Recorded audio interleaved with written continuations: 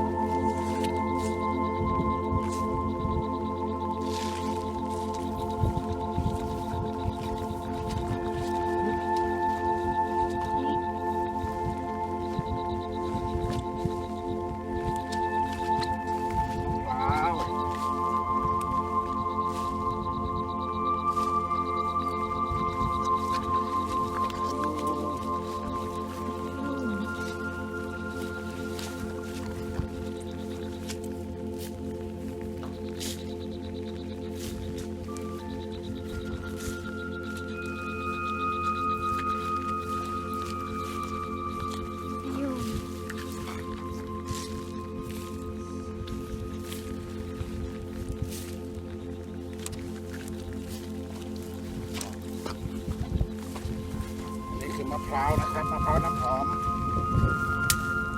มาจากบ้านแพ้วจังหวัดสมุทรปราการถิ่นเดิมที่เคยอยู่ เดี๋ยวก็มีมะพร้าวไฟก็ใช่ อันนี้มะพร้าวน้ำหอมครับ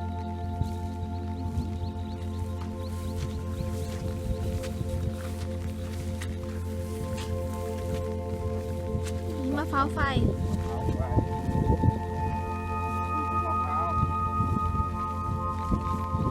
แต่ปัญหามันอยู่ที่ว่าเราจะใช้ลิงซึ่งเอาผลมะพร้าวเนี่ยมันจะ มีความเสี่ยงอีกแล้วเนี่ยคำพูดเนี่ย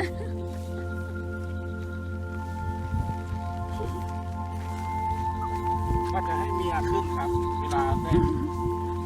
ออกดอกออกผล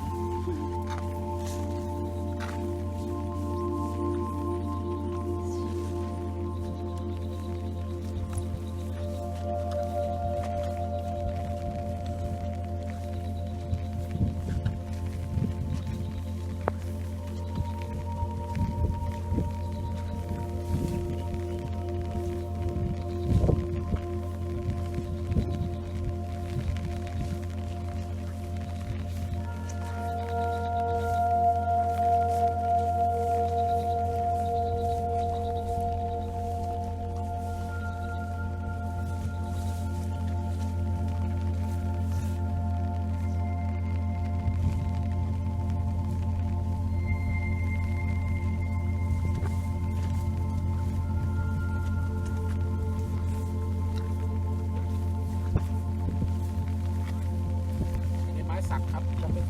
ของปีแล้วครับ